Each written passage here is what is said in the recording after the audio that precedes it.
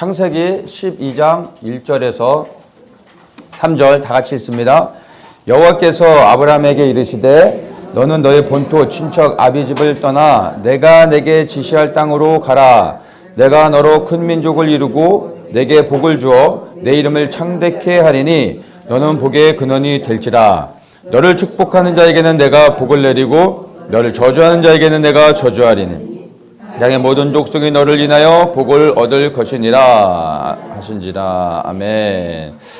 우리 말씀을 22장도 한번 보겠습니다.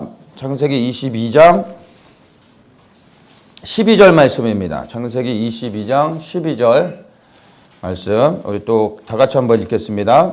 사자가 가라사대 그 아이에게 내 손을 대지 말라. 아무 일도 그에게 하지 말라. 내가 내 아들 내 독자라도 내게 아끼지 아니하였으니 내가 이제야 내가 하나님을 경외하는 줄을 아노라. 16절에서 18절까지도 있습니다. 가라사대 여호와께서 이르시기를 내가 나를 가리켜 맹세하노니 내가 이같이 행하여 내 아들 내 독자를 아끼지 아니하였은즉 내가 내게 큰 복을 주고 내 씨로 크게 성하여 하늘의 별과 같고 바닷가의 모래와 같게 하리니 내 씨가 그 대적의 문을 얻으리라. 또 내 씨로 말미암아 천하 만민이 복을 얻으리니 이는 내가 나의 말을 준행하였음이니라 하셨다 하니라. 아멘. 오늘 이 창세기 읽은 이 말씀들을 가지고 아브라함의 믿음의 여정을 짧게 한번 좀 살펴보려고 합니다. 이 말씀을 통해, 그러니까 아브라함의 믿음의 여정을 통해 우리 더처치에게 주시는 말씀을 우리가 좀 발견하기 원하고, 또 이 아브라함의 여정이 가만히 살펴보면 우리 신앙의 여정하고도 너무나 많이 닮아 있습니다. 닮아 있기도 하고, 사실은 우리가 이 아브라함의 믿음의 여정을 똑같이 걷고 있다라고 생각할 수 있습니다. 그래서 오늘 잠깐 나누는 이 말씀을 통해서 우리 개인적으로 주시는 말씀들, 그리고 우리 교회에게 주시는 말씀들을 함께 좀 살펴보려고 합니다. 창세기 12장은 하나님께서 아브라함을 부르시는 그러한 장면입니다. 그래서 이제 아브라함이 하나님의 위대한 부르심 앞에 순종해서 믿음의 조상 아브라함의 이제 그 믿음의 여정이 시작되어집니다. 근데 말씀을 보면은 하나님께서 아브라함에게 나타나셔서 말씀하십니다. 너는 너의 본토 친척 아비집을 떠나 내가 내게 지시할 땅으로 가라. 이렇게 말씀하십니다. 하나님께서 아브라함을 부르시는데 지시할 땅으로 가라 말씀하시면서 구체적으로 말씀하신 게 뭐냐면 2절과 3절에 너는 복의 근원이 될지라. 그리고 3절에 땅의 모든 족속이 너를 인하여 복을 얻을 것이니라. 하나님께서 아브라함을 부르셨는데 부르신 이유를 설명해 주고 있습니다. 무엇이냐면 바로 복의 근원이 되게 하는 것이었습니다. 이 복의 근원이 되게 하는 게 아브라함을 향한 하나님의 부르심이었습니다. 하나님께서 부르실 때 이 부르심에 대해 반응하는 것은요, 딱 하나 있습니다. 그거는 즉각적인 순종입니다. 부르심에는 뭐 다른 옵션이 없습니다. 순종하는 것 외에는 다른 것이 없는 겁니다. 근데 하나님께서 아브라함을 부르신 그 목적이 뭐냐면 열방의 복의 근원이 되게 하시는 겁니다. 그를 복의 근원이 되게 하심으로 그를 통하여 모든 민족들이, 모든 영혼들이 하나님께 나와 구원을 얻게 하시려는 것이었습니다. 그것을 위해 먼저 아브라함을 택하시고 그가 복의 근원이 되게 하신 것이었습니다. 이게 바로 아브라함이 첫 번째로 받은 부르심의 소명입니다. 그런데 이 하나님께서 부르실 때 아브라함은 즉각적으로 순종합니다. 그런데 우리는 순종만 하면 될 것으로 많이들 생각하는데 결코 그렇지 않습니다. 순종이 제일 먼저 요구되어지지만 순종 다음에 즉시 또 요구되어지는 게 하나가 더 있습니다. 그것이 바로 믿음입니다. 하나님께서 그를 부르시고 복의 근원이 되게 하신다라는 이 소명을 주셨는데 그 소명을 주시면서 구체적으로 이제 아브라함에게 그 부르심을 향하여 나아갈 수 있는 지시를 내리십니다. 그게 바로 1절의 말씀입니다. 내가 내게 지시할 땅으로 가라. 이게 하나님이 아브라함을 부르시고 보다 더 구체적으로 말씀하신 거였습니다. 지시할 땅으로 가라. 지시한 땅이 아니라 지시할 땅으로 가라고 말하고 있습니다. 이 말의 의미는 하나님께서 아브라함에게 가라라고 말씀하실 때 어디로 가야 할지를 말씀하지 않으셨다는 겁니다. 대개는 많은 사람들이 하나님께서 아브라함에게 가나안 땅으로 가라라고 하시는 것으로 생각하는데 그렇지 않습니다. NASB에는 To the land I will show you 이렇게 아마 나올 겁니다. 그러니까 아직 하나님께서 약속의 땅을 주셨는데 그 땅이 어디인지 아브라함을 보내시면서 말씀하지 않으셨다는 겁니다. 그러니까 아브라함은 하나님의 부르심을 받았고 구체적으로 그 부르심을 향하여 이제 나가야 되는데 어디로 가야 되는지 모르는 상황 가운데서 갈대아 우로 자기의 본토 친정 모든 것을 이제 접고 떠나는 겁니다. 여러분이 이사를 가시는데 짐을 다 싸고 출발을 하려고 하는데 어디로 가야 되는지를 모르신다면 여러분들은 이사를 가실 수 있겠습니까? 근데 이게 아브라함에게 주어진 상황이었습니다. 아브라함은 어디로 가야 될지 모르지만 하나님의 부르심 가운데 즉시로 순종하였고 그리고 내가 지시할 그 땅을 향하여 가라라고 하실 때 어디로 가야 될지는 몰랐지만 그는 믿음으로 발을 내딛었습니다. 그래서 순종은 믿음과 함께 일하는 겁니다. 순종과 믿음은 분명히 다른 겁니다. 그러나 순종과 믿음은 결코 뗄래야 뗄 수 없는 관계입니다. 바늘이 가는 곳에 실이 가는 것처럼 순종이 있는 그 자리에는 반드시 믿음이 요구되어집니다. 믿음 없는 순종은 또한 역사하지 않는 것이죠. 그래서 순종과 믿음은 반드시 같이 가야 되는 것입니다. 아브라함은 하나님의 말씀에 순종하였을 뿐만 아니라 하나님의 말씀을 믿고 그리고 어디로 가야 될지 모르지만 그러나 믿음으로 한 발을 내딛어 출발했다라는 것을 우리는 기억을 해야 됩니다. 그렇다면 아브라함은 어디로 가야 되는지도 모르는데 어떻게 모든 것을 접고 떠날 수 있었을까요? 그리고 그는 어디로 떠났을까요? 첫 번째 우리가 생각해 봐야 되는 것이 그가 믿음으로 가야 할 바를 모르는 가운데서도 주저함 없이 떠났는데 그 믿음의 근거는 어디에 있었는지 우리는 이것을 잘 살펴볼 필요가 있습니다. 4절에 이렇게 말합니다. 이에 아브라함이 여호와의 말씀을 쫓아갔고 이렇게 말합니다. 무엇을 쫓아갔다고 말합니까? 말씀을 쫓아갔다라고 말합니다. 그런데 여러분 그냥 말씀이라고 하면 안 됩니다. 여호와의 말씀을 쫓아갔습니다.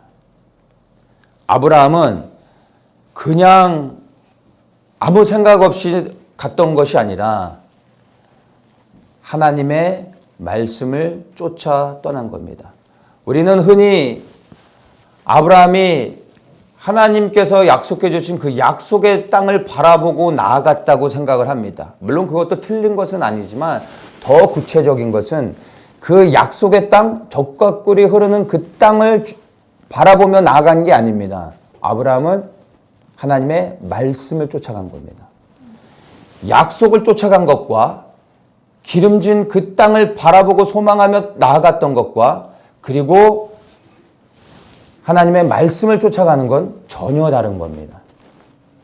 말씀을 다시 한번 드리지만 아브라함은 말씀에 순종하여 떠날 때 그 땅이 어디인지 모르고 갔습니다. 젖과 꿀이 흐르는 가나안 땅이라는 것을 모르고 떠났다라는 겁니다. 그는 눈에 보이는 무엇인가를 쫓아갔던 것이 아니라 하나님의 말씀을 쫓아갔다는 겁니다. 이게 중요한 겁니다. 그냥 말씀이 아닙니다. 그냥 말씀을 쫓아가면은 문제가 생깁니다. 왜냐하면 이것은 우리가 일상 가운데서 너무나 많이 겪는 문제입니다. 우리는 하나님에 대한 소망과 기대가 있습니다. 하나님은 우리에게 약속하신 것들을 또한 붙잡기도 합니다. 그리고 하나님께서 우리에게 주실 풍성한 것들을 기대하며 번영을 꿈꾸며 또 우리의 비전, 우리의 야망을 붙잡고 가기도 합니다. 그런데 그것이 하나님으로부터 온 것처럼 우리는 포장을 합니다. 근데 실상 그것을 다 들춰내 보면 하나님의 말씀이 아닌 나의 말씀입니다. 내가 소망하는 것, 기대하는 것, 하나님이 나에게 이렇게 해주실 거야 라고 믿는 것, 나로부터 시작되어진 것, 내가 만들어낸 말씀을 내가 믿는 겁니다. 하나님이 나에게 이렇게 해주시겠지라는 기대를 가지고 나의 말씀을 쫓아갑니다. 내가 이렇게 하면 하나님이 이렇게 해주실 거야 라는 나의 말씀을 쫓아가는 겁니다. 그리고 하나님이 내 말씀에 응답해 주시지 않으면, 열매를 맺게 하지 않으시면 하나님을 원망하고 그리고 하나님께 불평하는 게 우리의 모습입니다. 근데 아브라함은 자기가 만들어낸 말씀을 쫓아가지 않고 하나님의 말씀을 쫓아갔다고 말하고 있는 겁니다. 이것이 우리와 아브라함과 사이에서 분명히 차이가 있다는 것을 여러분 기억하셔야 됩니다. 하나님의 말씀을 쫓아가는 것은요, 늘 평안이 있고, 늘 축복이 있고, 늘 번영을 누리고, 늘 행복하고, 하는 일마다 잘 되는 것이 결코 아니라는 것을 여러분 아셔야 됩니다. 사도 바울도 하나님의 말씀을 쫓아 일평생 순종하며 살아갔던 사람입니다. 그래야 그가 어디로 갑니까? 로마로 갑니다. 그 로마는 어떤 곳입니까? 바울이 가면 반드시 죽을 수밖에 없는 곳이었습니다. 하나님의 영감을 받은 선지자들이 그 땅에 가면, 로마에 가면 죽는다라는 것까지도 말해줬습니다. 그러나 바울은 그럼에도 불구하고 로마로 갑니다. 왜냐하면 그게 하나님의 말씀이었기 때문입니다.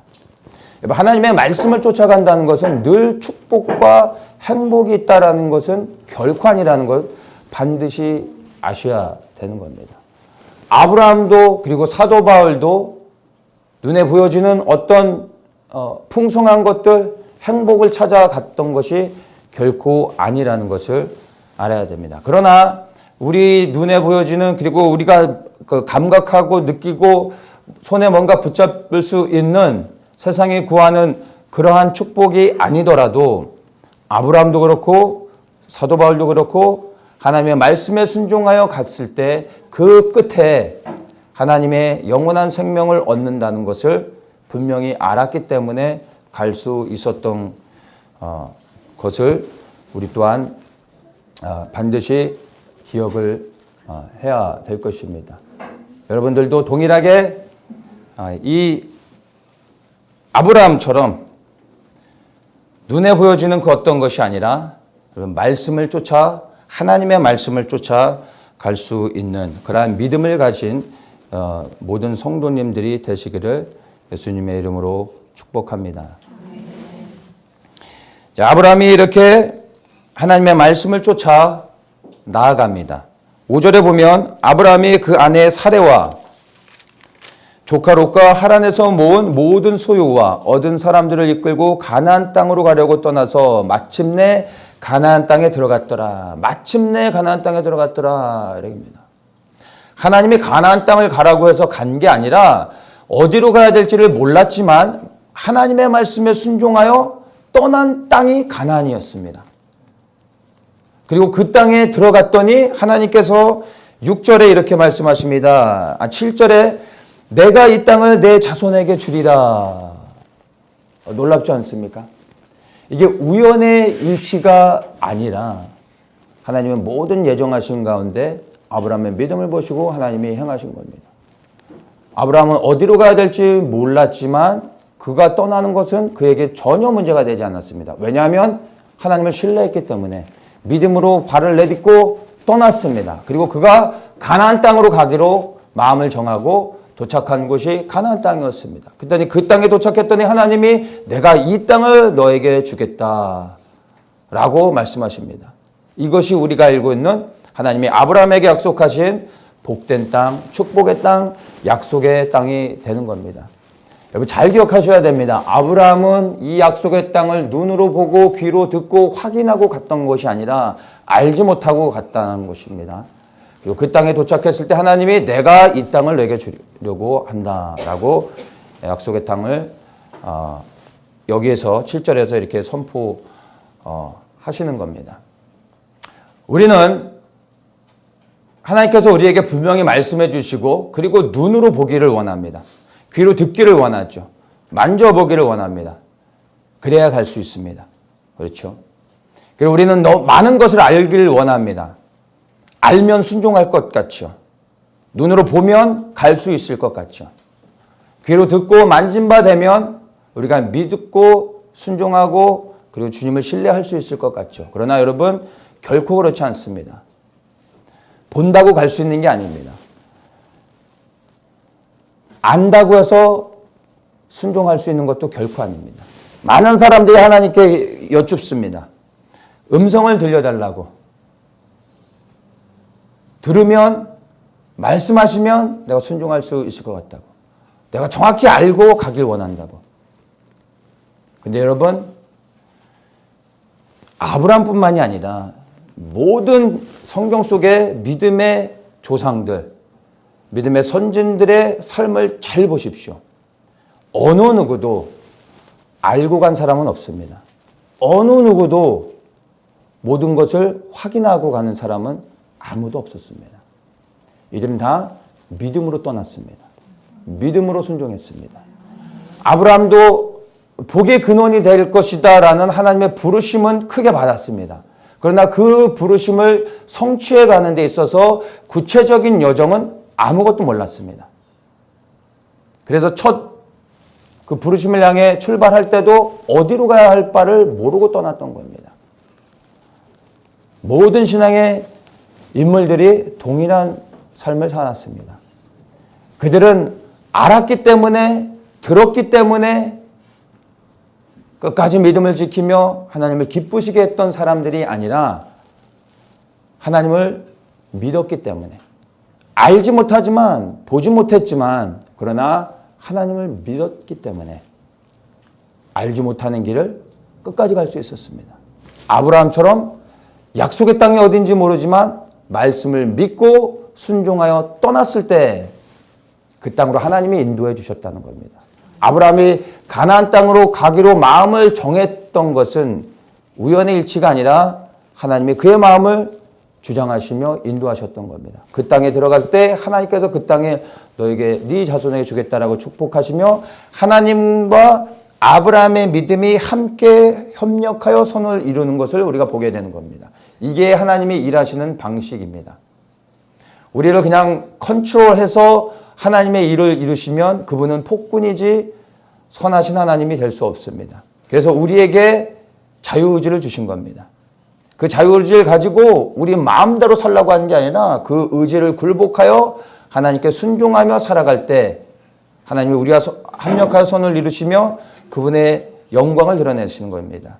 우리의 자유의지를 가지고 우리가 순종할 때 그분께서 더욱더 온 열방 가운데 영광을 받으신다라는 것을 우리가 기억해야 되는 겁니다. 여러분 믿음으로 순종하십시오.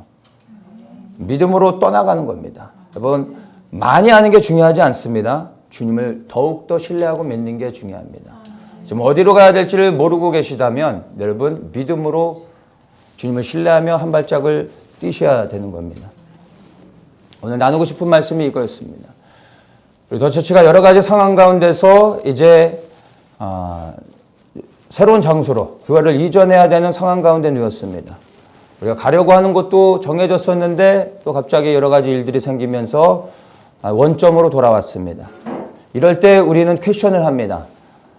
이게 무엇인가? 우리가 뭔가 잘못하고 있는가? 아니면 뭔가 막힘이 있을 때 우리의 문제인가라고 생각할 수도 있습니다. 물론 우리도 그렇게 우리 자신을 돌아볼 수 있는 그러한 시간도 가져야 됩니다. 그러나 더욱 중요한 것은 여러분 이 아브라함이 믿음으로 반응하여 떠났던 것처럼 우리도 어디로 가야 될지 알 수 없는 상황 가운데 그리고 그러나 또 머물러 있을 수도 없는 상황 가운데 우리가 놓여졌지만 주님을 계속해서 신뢰하며 믿음으로 한 발을 내딛고 나아갈 때 하나님께서 우리의 발걸음을 인도하시며 길을 열어내신다는 겁니다.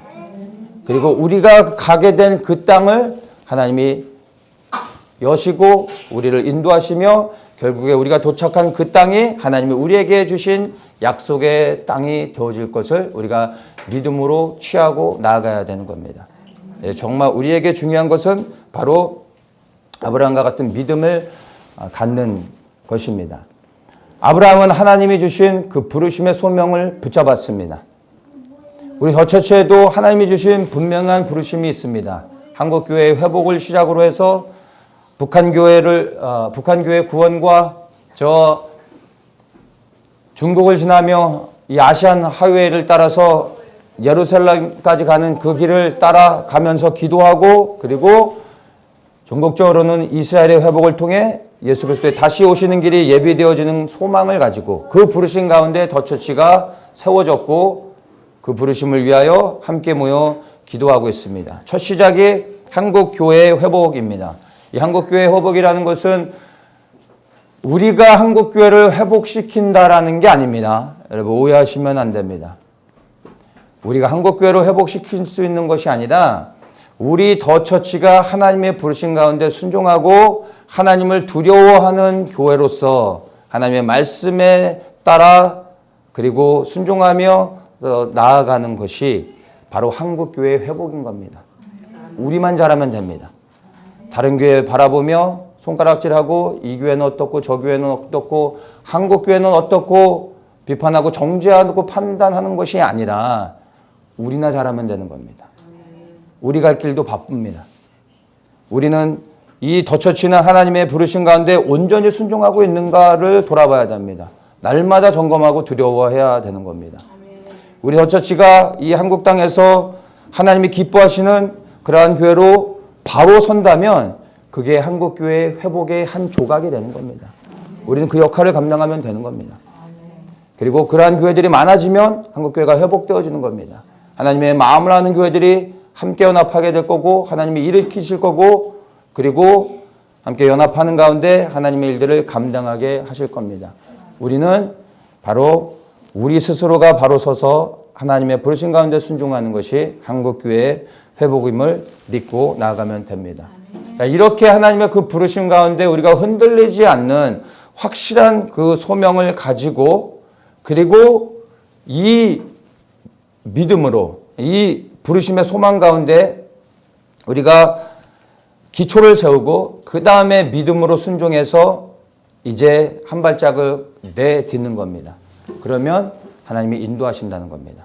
아브라함은 순종했고 순종함으로 믿음으로 한 발을 내딛었을 때 문을 열어주시고 그 발걸음을 인도해 주셨던 것처럼 동일하게 우리의 부르심은 너무나 분명하고 여기에 흔들림 없이 우리가 나아가고 있습니다.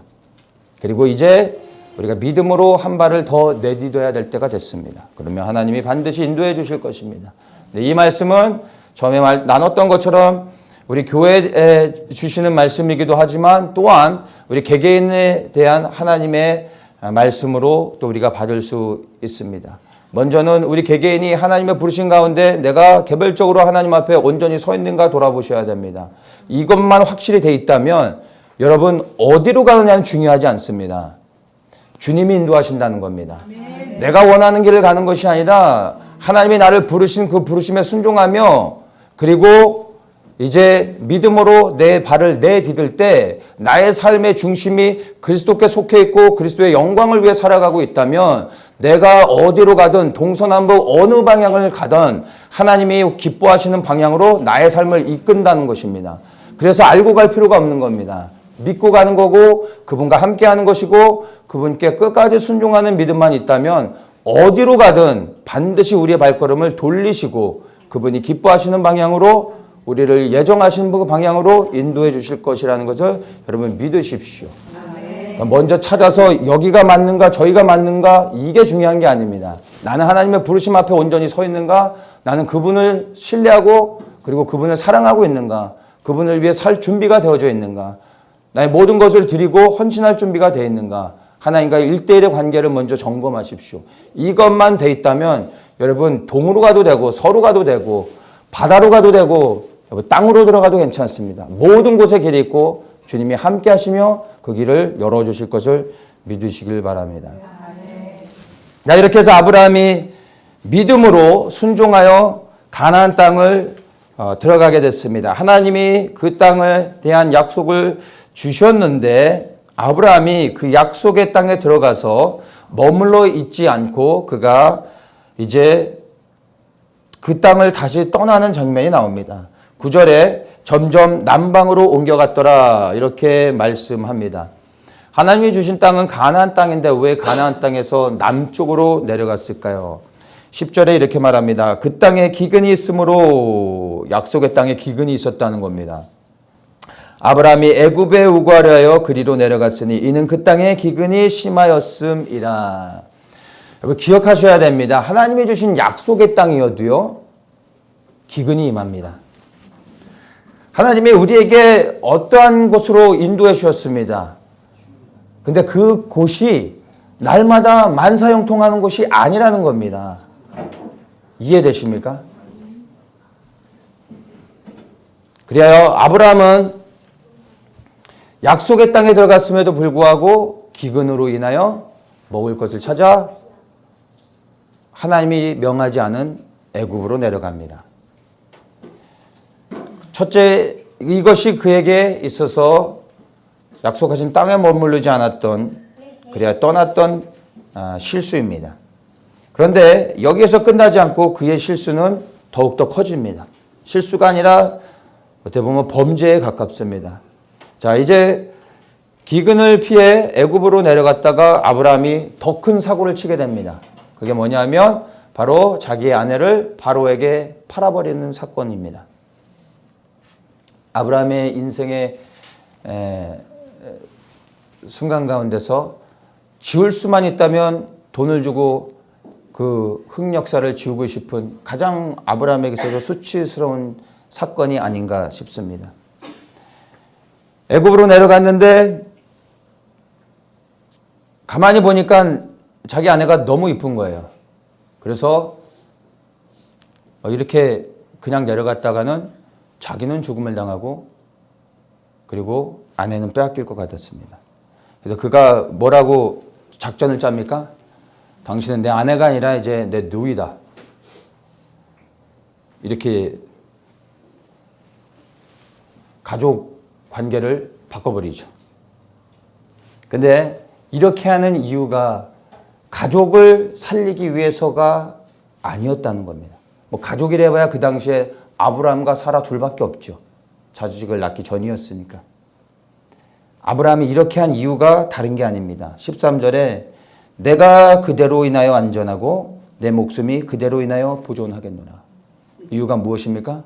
나였습니다. 아브라함이 살고 싶어서 아내를 바로에게 팔아버린 것과 다름이 없는,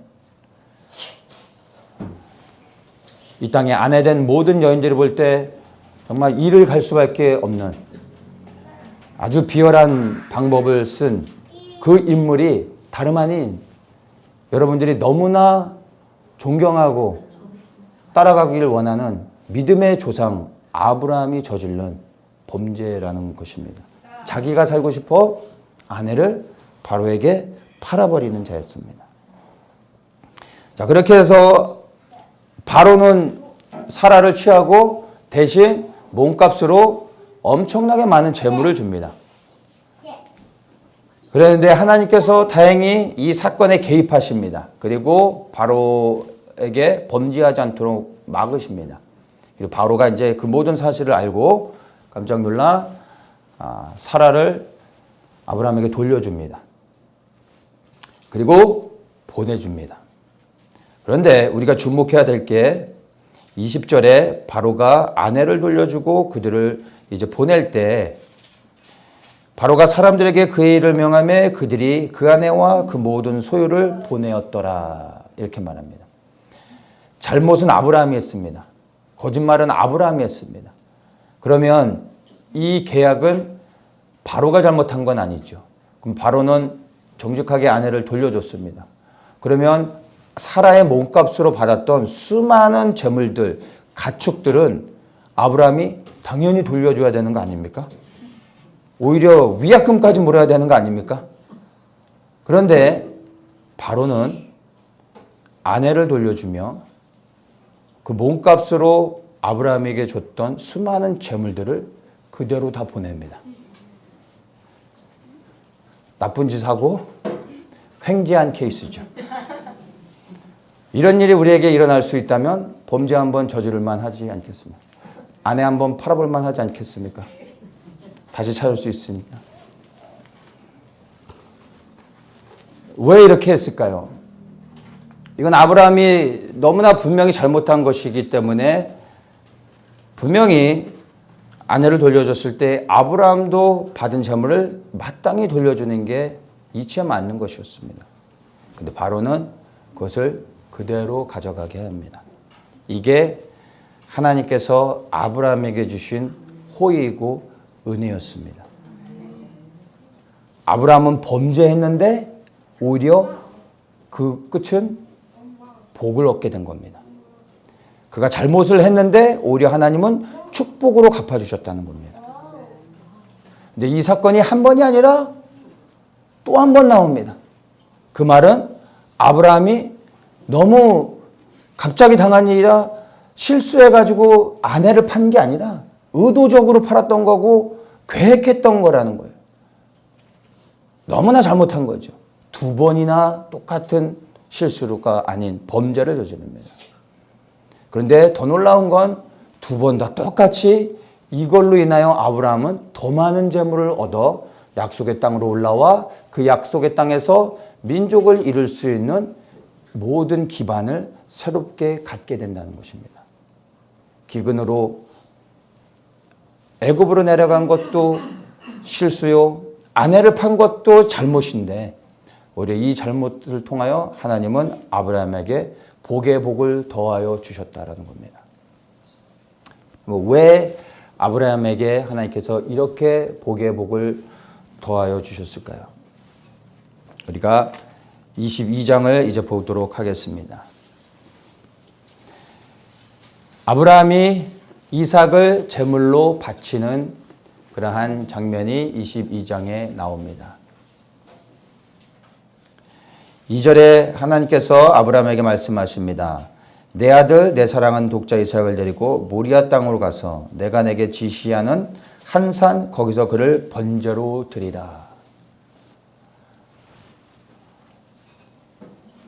아이를 낳을 수 없었던 아브라함과 사라에게 하나님께서 이삭을 주셨습니다.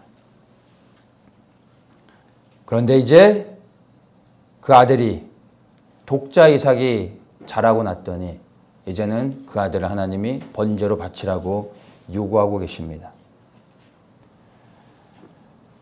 아브라함은 말도 안 되는 하나님의 이 요구에 3절에 이렇게 응답을 합니다. 아브라함이 아침에 일찍이 일어나 나귀의 안장을 지우고 하나님의 자기에게 지시하는 곳으로 가더니 여기에 단 한마디의 불평도 원망도 그리고 불순종도 없습니다. 아침 일찍 일어나 즉시로 아들을 데리고 모리아산으로 떠나는 아브라함의 모습을 발견하게 됩니다. 그리고 아브라함이 이제 아들을 번제단에 올려놓고 그를 죽이려고 합니다. 이제 제물로 드려 그에게 각을 뜨려고 할 때 12절에 하나님이 다시 나타나 말씀하십니다. 그의 아이에게 내 손을 대지 말라. 아무 일도 그에게 하지 말라. 내가 내 아들 내 독자라도 내게 아끼지 아니하였으니 내가 이제야 내가 하나님을 경외하는 줄을 아노라. 이제야 여기에 주목하셔야 됩니다. 이제야 내가 하나님을 경외하는 줄을 아노라.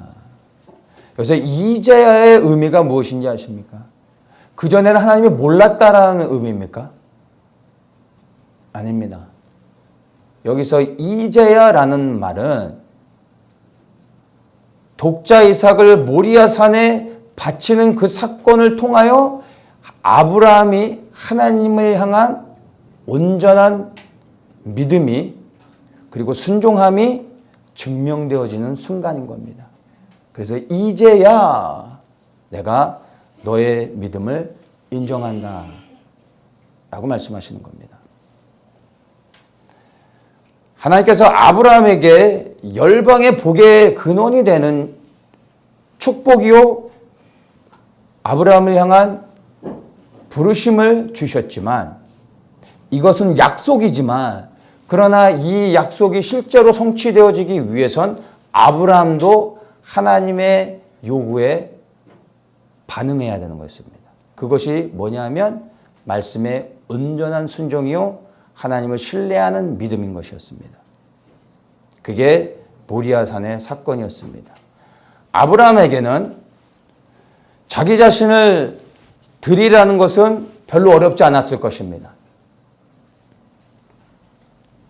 그런데 이 독자 이삭, 100세에 낳은 독자 이삭도 그렇지만 이 이삭은 바로 하나님의 약속과 연결되어 있는 아들인 겁니다. 이 아들이 없어지면 하나님의 약속도 사라지는 겁니다. 그래서 아브라함에게 있어서 이 이삭은 단순히 100세에 낳은 너무나 내 생명보다 사랑하는 아들 그 이상입니다. 그것만으로도 이 아들을 드리기가 너무 어렵지만 그 이상의 의미가 있는 아들입니다. 근데 이 아들을 번제로 드리라는 겁니다. 근데 아브라함은 이 말씀에 믿음으로 순종했습니다. 그때 하나님이 이제 이 16절에 말씀하십니다. 여호와께서 이르시기를 내가 나를 가리켜 맹세하노니 하나님이 직접 자기 자신에게 맹세하십니다. 내가 이같이 행하여 내 아들 내 독자를 아끼지 아니했은즉 내가 내게 큰 복을 주고 내 씨로 크게 성하여 하늘의 별과 같고 바다의 모래와 같게 하리니 내 씨가 그 대적의 문을 얻으리라. 여러분 대적의 문을 취하기 위해서는요 내게 있어서 가장 귀한 것을 드리지 아니하고서는 대적의 문을 취하는 권세를 갖지 못하는 겁니다.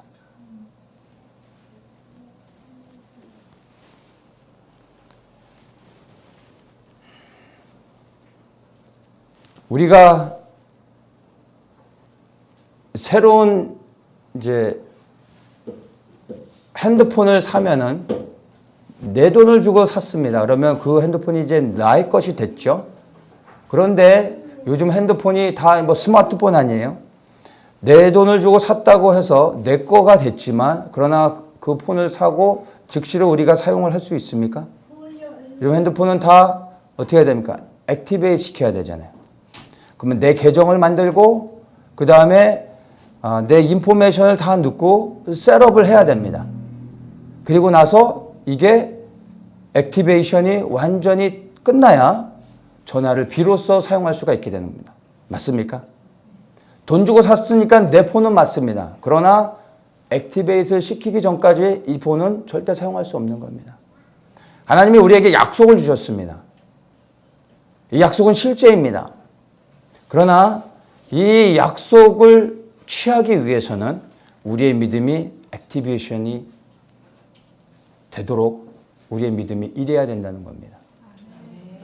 그것을 위해서는 모리아산에 올라가 독자 이삭을 드려야 되는 겁니다. 그렇게 해서 액티베이션이 되지 않는 이상 그 약속은 끝까지 약속으로만 남는 겁니다. 약속으로만 남고 결코 성취하지 못하는 것으로 끝나게 되는 겁니다.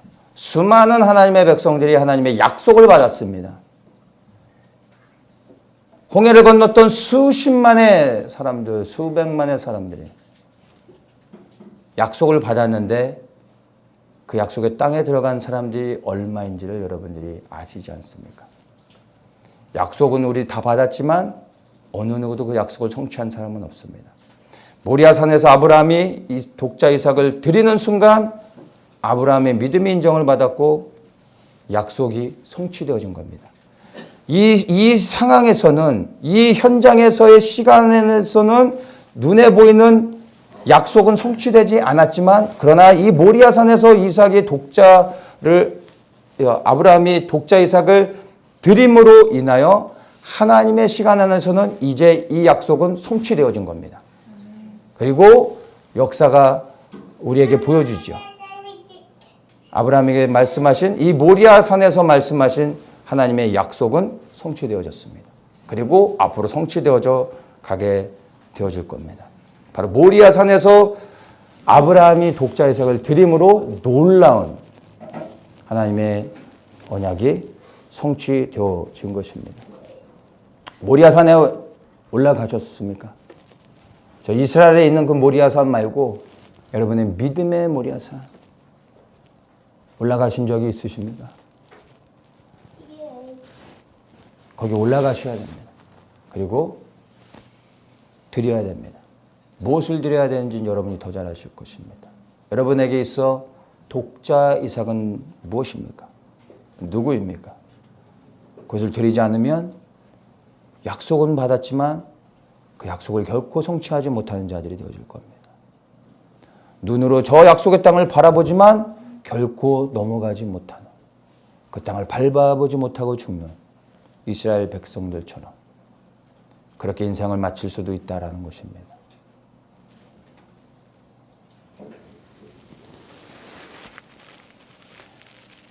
하나님께서는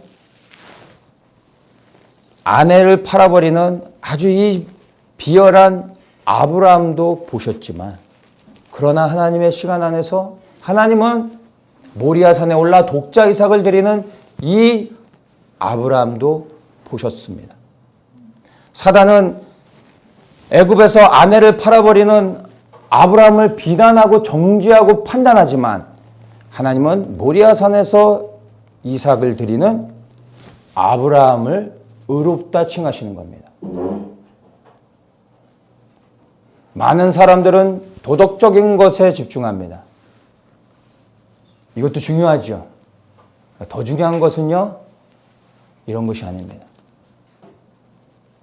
하나님의 말씀을 믿고 그리하여 말씀을 쫓아가며 끝까지 믿음으로 순종하는 사람을 하나님이 보신다는 겁니다.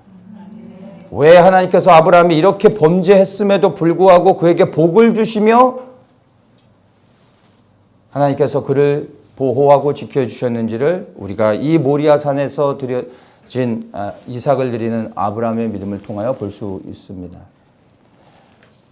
아브라함이 만약 애굽에 내려가며 자기가 살기 위해서 더 좋은 방법은 하나님을 파는 거였습니다. 애굽에 내려가면 그 땅의 신을 섬기는 게 그에게 가장 안전한, 자신의 생명을 보호할 수 있는 방법이 되는 겁니다. 그래서 이스라엘 백성들이 하나님을 버리고 이방의 신들을 섬기지 않습니까? 아브라함도 애굽에 가서 그가 가장 먼저 취할 수 있었던 방법, 가장 안전한 방법은 하나님을 버리고 애굽의 신을 택하는 거였습니다. 아브라함은 그렇게 하지 않습니다. 아내를 버리는 실수를 했지만 하나님을 버리는 범죄를 저지르지 않았다는 것입니다. 저는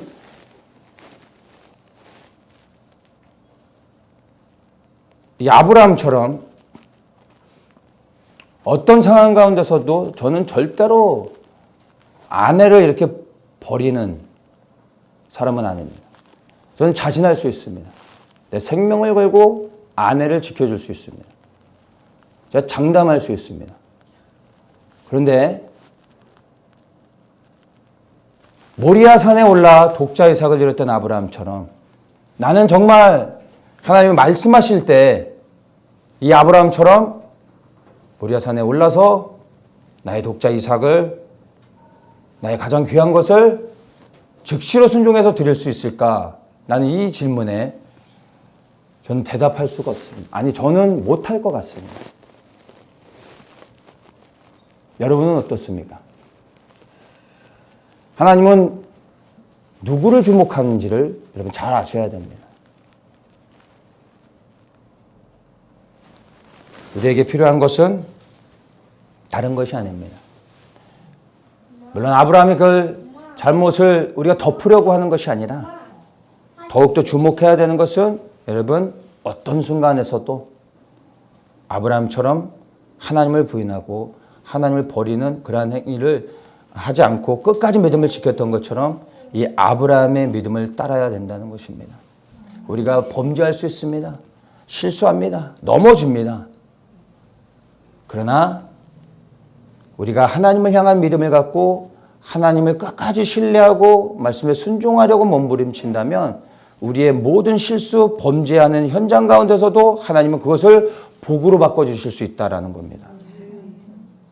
아무에게나 그런 복을 주시는 게 아닙니다. 아브라함과 같은 하나님을 온전히 믿음으로 신뢰하여 순종하는 자에게 범죄였음에도 불구하고 복이 되게 하셔서 하나님의 영광을 위해 살아갈 수 있도록 길을 열어주신다는 겁니다. 우리에게 필요한 것이 바로 이것입니다. 우리에게 정말 중요한 것은요, 지금 이 아브라함처럼 첫째는 부르심에 대한 분명한 소명을 붙잡는 것입니다. 그리고 이제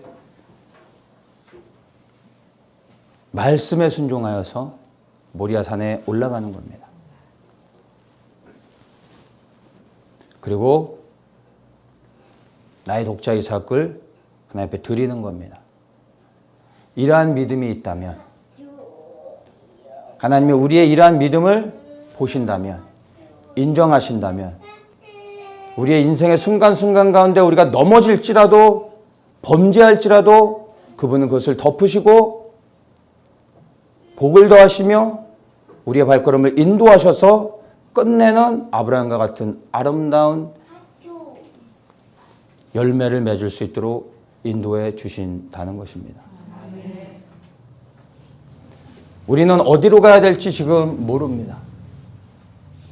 그러나 알 필요가 없다는 것을 우리는 이제 이해합니다. 주님을 믿는 것입니다. 믿기 때문에 가는 것이고, 그리고 이제 우리가 이 아브라함의 모리아 사건을 통하여 한 가지 점검해야 될 것이, 나는 모리아산에 올라 나의 독자 이삭을 드렸는가? 우리 더처치는 우리에게서 가장 귀한 것을 하나님 앞에 드렸는가? 그러한 드리는 믿음이 준비되어져 있는가? 이것만 되어져 있다면 여러분 어디를 가도 되는 겁니다. 어느 방향을 가도 하나님이 복이 되게 하실 겁니다. 문을 열어주실 겁니다.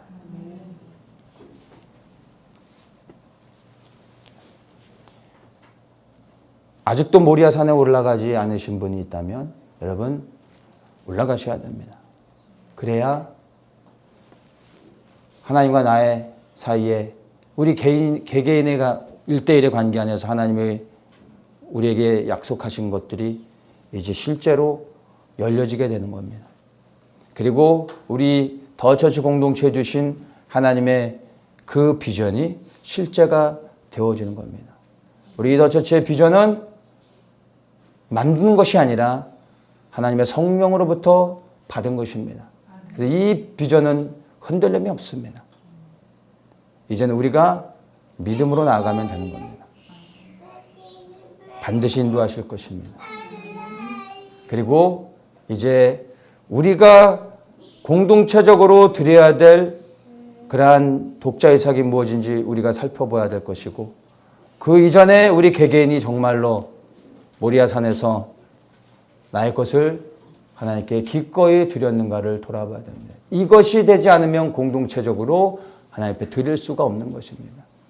각 개개인이 하나님 앞에 이미 드려졌기에 우리가 모여서 이제 공동체적으로 하나님 앞에 드리며 나아가게 될 수 있는 겁니다. 그리고 우리를 통하여 우리를 위해서가 아니라 우리를 통하여 하나님의 영광을 위해 그분의 뜻을 이루실 것입니다. 이제 준비되어지기 원합니다. 믿음으로 여러분 이제 한 발자국을 우리가 함께 연합하여 다시 내딛고 나갈 때가 됐습니다. 그리고 말씀을 나눴던 것처럼 아직까지도 모리아산에 오르지 않으신 분이 있다면 여러분 올라가십시오.